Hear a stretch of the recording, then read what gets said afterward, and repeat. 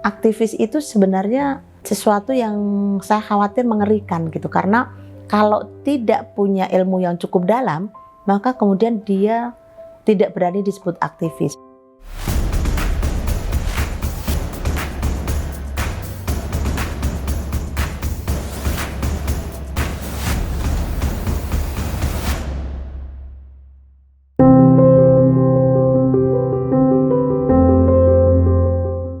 Pekerjaan pertama saya adalah seorang jurnalis. Jadi kalau misalnya satu hari harus menemui narasumber 20 gitu, bayangin sehari kita harus ngejar orang untuk menemukan narasumber itu. Kemudian satu hari kita harus setor tulisan sebanyak berapa. Jadi saya merasa bahwa pada saat saya menjadi calon reporter, prasyarat kita bekerja itu sebenarnya diajarin di sana. Karena apa? Satu, harus bekerja keras, dua, harus bekerja lebih cepat, dan yang ketiga itu harus berpikir strategis. Nah, setelah itu saya di Walhi sekitar 6 tahun, hampir 7 tahun. Nah, di situ benar-benar saya belajar banyak tentang lingkungan, tapi sebenarnya esensinya belajar saya di Walhi adalah bagaimana membuat hidup manusia lebih bermartabat, adil dan lestari tentu saja, dan bagaimana generasi yang akan datang diselamatkan. Nah, di Walhi saya banyak belajar terutama di membangun komunikasi, karena saya urusannya adalah di humas dan juga membantu kampanye teman-teman. Kemudian dari saya belajar lingkungan dan advokasi yang paling besar, tiba-tiba saya pindah ke isu tentang kemanusiaan, tentang penanggulangan bencana. Bayangin, habis kita beradvokasi, kalau advokasi kan berarti di situ siapa yang harus kita tuju, siapa tim kita, siapa yang akan jadi target. Di isu kemanusiaan, semua orang adalah saudara. Jadi berarti otak saya harus berpikir, oh semua orang adalah saudara, dan kita mulai bekerja untuk isu-isu merespon. Jadi kalau kita bekerja di advokasi misalnya, itu kita membuat blueprint, membuat panduan, tapi ternyata kita direspon, yang kita pikirin adalah popok bayi, panci, rebutan sotel. Nah, jadi antara kita sebagai seorang advokator gitu ya, belajar advokasi dengan keadaan real di komunitas itu jaraknya jauh banget. Nah, ini yang membuat saya menjadi semakin rasional dalam bekerja. Oleh teman-teman selalu bilang kayak misalnya beradvokasi sesuatu itu sangat idealis, harus, dan itu nggak apa-apa, itu wajib. Tapi di dalam pada saat kita mengerjakan ini, realita yang kita hadapi itu adalah realita yang ada di rakyat ini. Nah, dari situ kemudian saya pindah lagi nih bekerja di namanya Humanitarian Forum Indonesia. Itu kerjasama yang unik karena menggunakan nilai-nilai agama untuk memperkuat movement.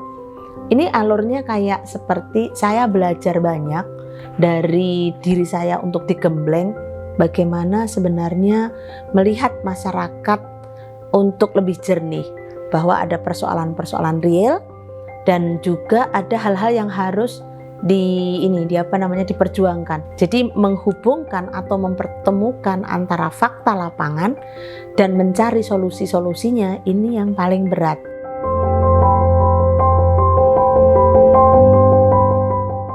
Di MPB itu yang unik adalah kami dan teman-teman itu memperjuangkan namanya Undang-Undang Penanggulangan Bencana, yang itu goal barengan didukung oleh Komisi 8 DPR. Alhamdulillah dari Undang-Undang Penanggulangan Bencana itu ada substansi yang sangat penting, yaitu cara pandang dari respon menuju pengurangan resiko. Nah, kemudian yang kedua, bahwa tidak diletakkan urusan-urusan bencana hanya di nasional, tetapi juga di daerah. Hampir seluruh Indonesia sekarang punya BPBD, Badan Penanggulangan Bencana Daerah. Jadi saya setiap melihat BPBD dan melihat orang-orang bekerja untuk bencana, preparedness, respon, itu dalam hati ngerasa alhamdulillah pekerjaan saya dulu berguna gitu ya.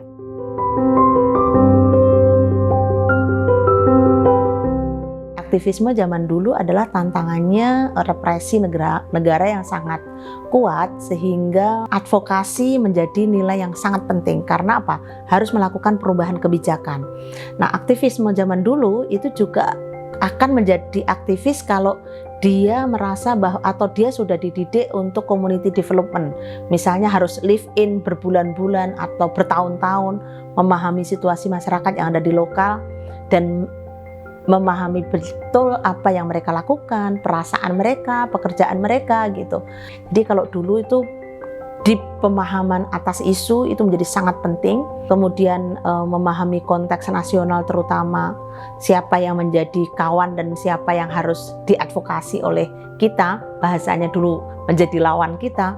Nah kalau sekarang beda banget, sekarang teknologi semuanya udah ada, tanpa kalian semua datang ke lokasi, maka informasi dari lokasi sudah ada. Aktivis zaman sekarang adalah kawan-kawan yang mempunyai pekerjaan segala hal dan mempunyai tujuan yang memang ditujukan untuk keberlangsungan. Apakah itu keberlangsungan lingkungan, apakah itu keberlangsungan anak kecil, apakah itu keberlangsungan orang-orang dewasa untuk hidup lebih bermartabat, apakah itu keberlangsungan hidup dari kaum rentan, misalnya anak-anak jalanan dan lain-lain. Beda-beda, tapi aktivisme zaman sekarang itu tantangannya justru harus menjadikan isu yang kita pegang itu menjadi sebuah movement yang lebih besar. Kalau dulu misalnya aktivisme itu sangat sedikit ya, orangnya itu gitu. Nah sekarang nggak boleh. Tapi jangan lupa, menurut aku anak-anak zaman sekarang harus belajar tentang sejarah atau konteks. Kadang-kadang dia belajar banyak hal tapi konteks lokalnya dia hilang.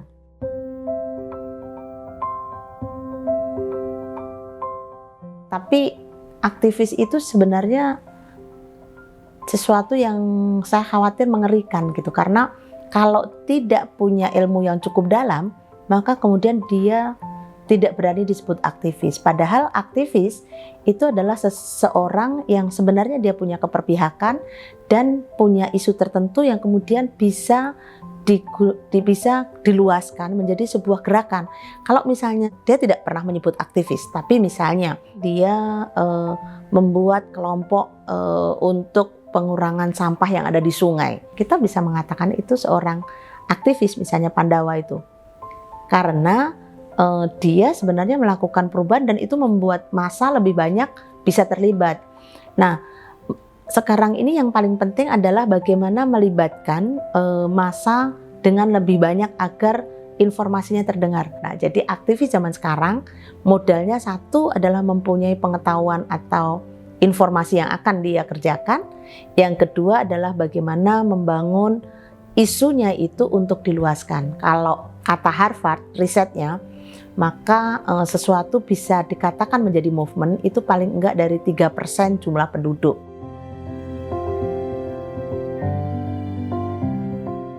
Menjadi aktivisme untuk zaman sekarang itu adalah bisa memilih dan memilah mana yang tidak merusak.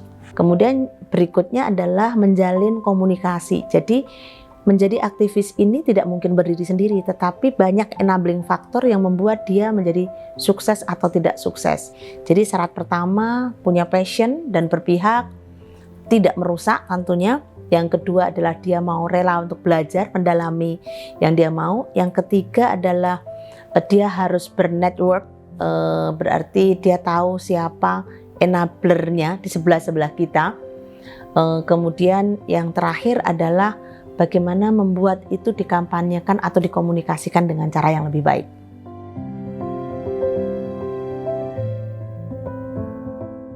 Jadi kalau kita bekerja itu mungkin lebih dari 70% itu adalah urusan berkomunikasi dengan orang. Nah, strategi komunikasi ini bukan hanya tentang tools seseorang berkomunikasi maka toolsnya ini, bukan itu.